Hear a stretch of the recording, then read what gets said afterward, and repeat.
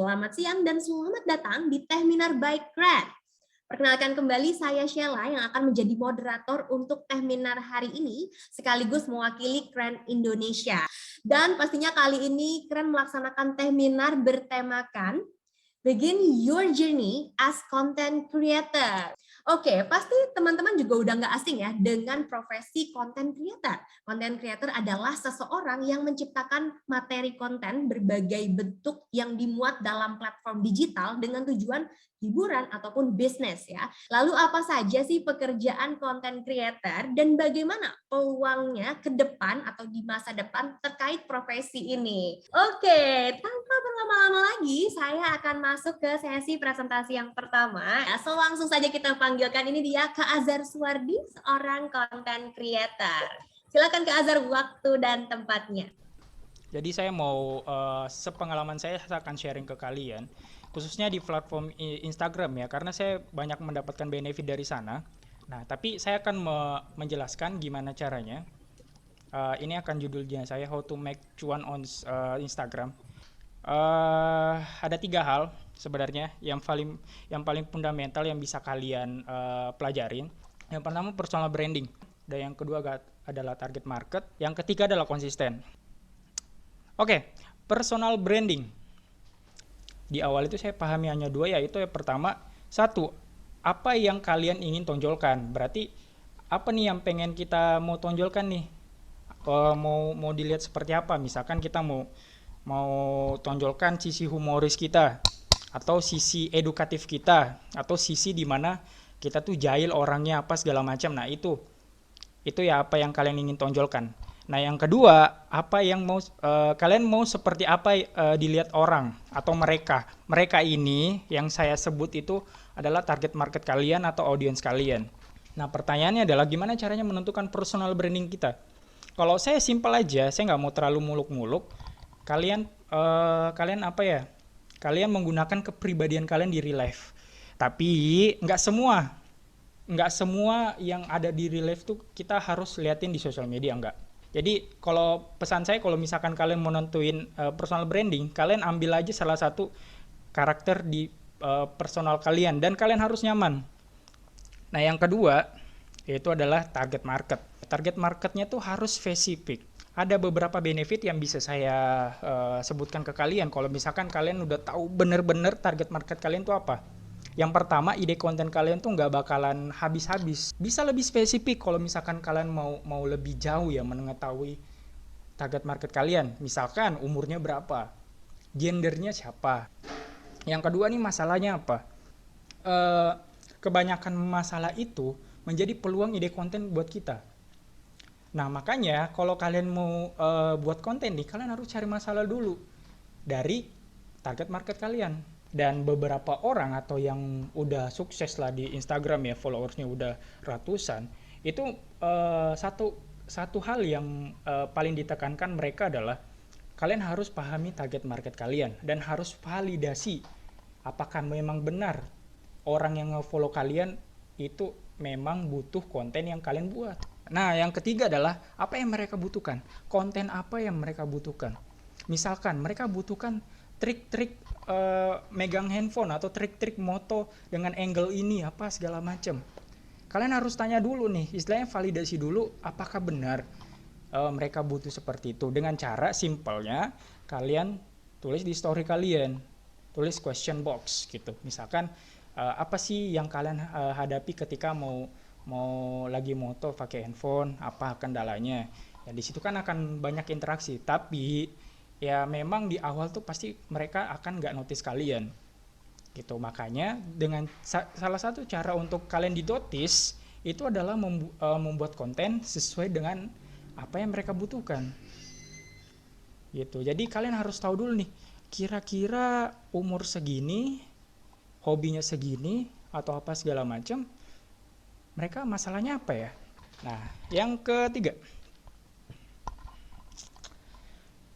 konsisten. Kalau di Instagram itu minimal satu hari satu konten. Ada juga jualan ya, misalkan mereka upload feed itu cuman seminggu 3 kali, tapi story-nya tuh tiap hari harus ada minimal 5 gitu. Nah, itu terserah treatmentnya seperti apa. Tapi kalau misalkan kalian mau bangun akun personal branding, saya saranin itu ya upload 1 kali sehari. Yang pertama, konsisten dalam personal branding. Makanya kalau misalkan kalian bangun di awal, kalian harus bangun dulu personal branding kalian itu apa. Tentuin kalian mau dilihat seperti apa. Misalkan saya mau terlihat sebagai orang yang humoris, ya pertahanin sampai akhir. Yang kedua, konsisten dalam upload. Nah, yang ketiga, itu konsisten interaksi dengan mereka. Makanya ya, kalau misalkan ada DM atau apa, kalian harus bales gitu. Atau minimal kalian harus bales komen mereka sih. Akun personal branding sama jualan tuh beda banget treatmentnya. Makanya kalian harus tahu dulu kalian mau jualan kah atau mau apa namanya? Mau bangun personal branding kah? Oke. Wow, luar biasa. Thank you Kak Azhar ya untuk sharingnya. Oke teman-teman, kita akan masuk ke sesi presentasi selanjutnya. Kita langsung panggilkan ini dia Kak Muhammad Septian at Content by Tian, Content Creator and Social Media Marketer. Silakan Kak Septian untuk waktu dan tempatnya. Oke, kita kembali ke materi. Nah, jadi banyak orang yang bertanya sama saya, wah itu keren banget Bang, bisa menghasilkan cuan dari media sosial seperti yang dibilang Bang Azhar tadi. Tapi gimana cara kita memulainya? Jadi teman-teman, kalau menurut Kamus Besar Bahasa Indonesia, konten itu adalah sebuah informasi yang tersedia pada media atau produk elektronik. Pertanyaannya adalah, gimana caranya memulai karir sebagai kreator konten? Tidak sembarangan dalam membuat konten, ya teman-teman. Tidak sembarangan dalam membuat konten. Ada langkah-langkah yang harus dipahami agar konten yang dihasilkan oleh kita itu maksimal. Yang pertama adalah teman-teman harus pahami target market teman-teman dulu. Yang kedua adalah teman-teman harus pahami teman-teman tujuan membuat konten untuk audiens ini apa gitu. Jangan kita itu buat konten itu hanya untuk kesenangan diri sendiri. Kecuali kalau kita public figure, kecuali kalau kita artis. Sebisa mungkin ketika kita buat konten itu tujuannya adalah untuk menyelesaikan masalah yang terjadi di audiens. Yang ketiga adalah kita harus memahami tools-tools apa saja yang kita buat dalam pembuatan konten. Terkadang kita juga harus bisa setidaknya menguasai minimal 1 atau 2 tools teman-teman dalam membuat konten, ya. Apalagi kalau teman-teman awam. Nah, kalau teman-teman yang awam ini teman-teman harus pandai-pandai cari tools yang memang teman-teman mahir, pada akhirnya bisa mahir, bisa lihai nantinya dalam proses pembuatan kontennya, dan teman-teman nantinya bisa memvariasikan berbagai macam bentuk konten dengan menggunakan tools ini. Oke, mengenai masalah target market, teman-teman harus lebih selektif lagi dalam memilah target market tersebut. Anak mudanya itu umurnya berapa, kalau bisa dijabarkan kemudian latar belakangnya apa, jenis kelaminnya apa, dia tinggal di mana, kemudian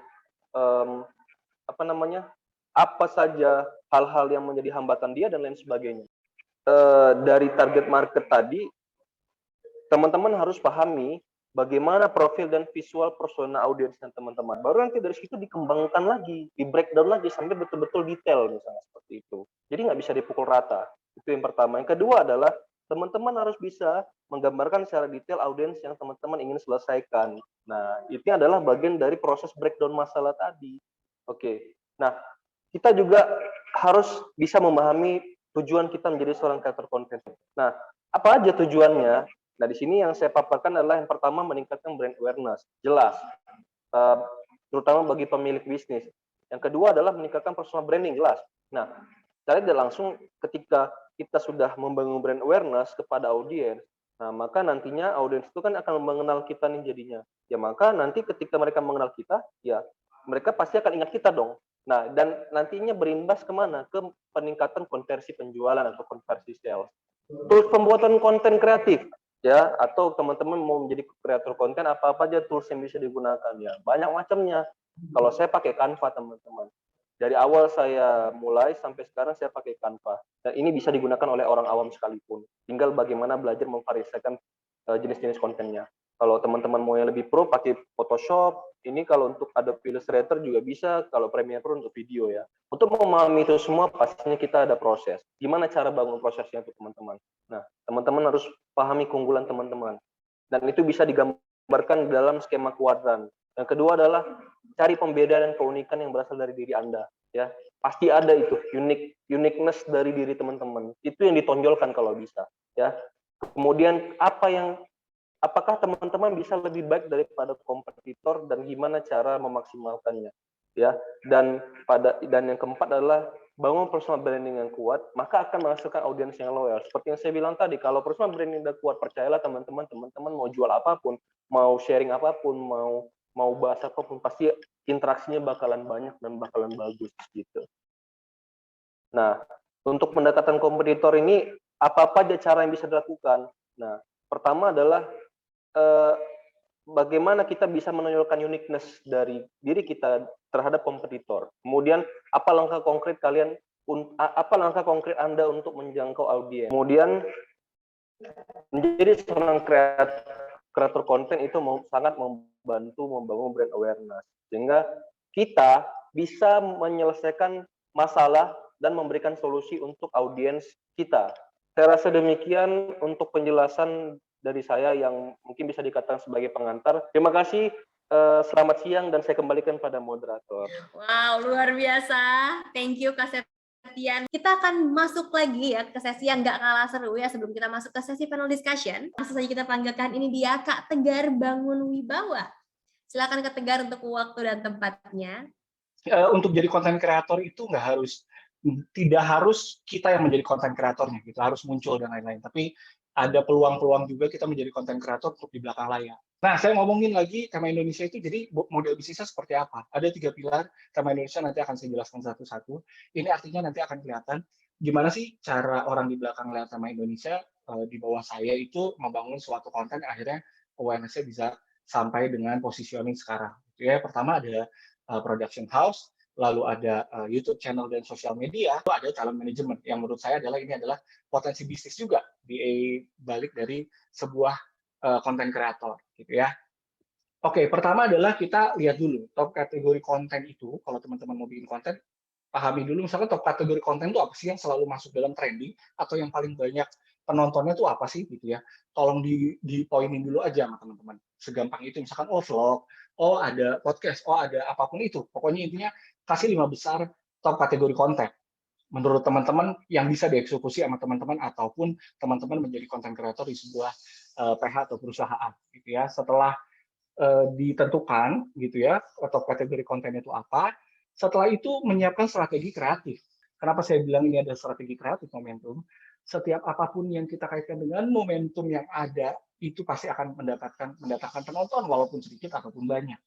Itu yang cukup banyak. Let's say kita ngomong momentum itu apa? Momentum misalkan kemarin PPKM diperpanjang. Semua, misalkan kalian mainnya di Instagram, di apa, ngomongin aja tentang PPKM dan lain-lain. Artinya momentumnya semua ngomongin PPKM. Ketika COVID, semua ngebahas COVID. Itu adalah momentum. Kedua adalah target. Nanti target sebenarnya udah dijelaskan di 2 pemateri yang awal. Itu benar-benar semua kalau kita bergerak digital, itu kita harus tahu targetnya untuk membangun suatu konten ataupun suatu konten yang berbentuk apapun itu, gitu, yang tadi ada audio, artikel dan lain-lain. Setelah itu hook. Nah, kalau hook teman-teman mungkin bahasa awamnya, hook itu adalah kalau teman-teman tahu formulanya sinetron, gitu ya, kenapa sih selalu tinggi sinetron? Karena sinetron itu punya sifat ngehook, gitu ya. Ngehook itu dalam arti gini. Kalau teman-teman tahu Indonesian Idol, gitu ya, misalkan dan pemenangnya adalah deng deng deng deng, semuanya di zoom in zoom out zoom in zoom out. Kita saksikan setelah yang satu ini, nah itu ngehook. Bahwa artinya orang rasa penasarannya datang, nungguin siapa yang menang, ternyata di hook. Nah itu kalian juga kalau punya konten tuh semua harus punya strategi gimana caranya untuk ngehook, gitu. Ngehook artinya bikin penasaran orang, bikin orang gregetan dengan konten kalian dan lain-lain. Nah, sama balik lagi dari audiens itu, karena saya selalu percaya bahwa understand people dan teknologi. Jangan pernah terkungkung dengan kita nggak punya kamera bagus, kita nggak punya tools yang bagus, kita nggak punya apapun itu yang mumpuni untuk bikin konten. Tapi selama kita tidak mengerti target kita, audiens kita, itu sampai kapanpun menurut saya teknologi yang bagus pun tidak akan menunjang untuk konten kalian banyak yang nonton. Gitu. Jadi selalu percaya dengan audiens, gitu ya. Next, tapi menurut saya konten yang baik adalah konten yang punya esensi baik adalah make me care. Semua konten yang bagus adalah mau jelek mau bagus selama punya nilai make me care, artinya make me care tuh bikin kita peduli untuk nge-like, peduli untuk nge-share, peduli untuk subscribe, peduli untuk komen, itu berarti konten Anda berhasil. Saya kesimpulan aja bahwa ketika kalian mau terjun di industri konten, yaitu pertama adalah tentukan jenis konten yang akan Anda buat. Yang kedua adalah pahami market dari konten tersebut. Market itu penting. Yang ketiga adalah produksi konten sesuai benefit yang diharapkan, gitu ya. Selalu harus diukur. Kenapa bagusnya in-house? Karena bisa benefitnya itu bisa diharapkan. Terus yang terakhir adalah jangan takut untuk berkarya, karena industri konten ini sangat dinamis, gitu ya. Artinya digital ini terus berkembang. Jadi learning by doing. Kita semua sama-sama lagi learning by doing. Digital nggak ada yang dibilang saya atau teman-teman di sini pakar digital, karena digital ini terus berkembang, terus lagi jalan. Kita sama-sama semua lagi belajar digital, demand-nya lagi tinggi, yuk manfaatkan future market kita ini. Jangan pernah ketinggalan sama zaman, apapun kita ikutin, itu semua konten kalian tonton. Itu aja sih dari saya, terima kasih. Tema juga udah 1 tahun, dan semoga teman-teman di sini sehat semua. Selamat siang, Assalamualaikum warahmatullahi wabarakatuh. Yang luar biasa Kak Tegar ya, keren banget ya, berbagai pengalaman bahkan portofolionya udah luar biasa ya.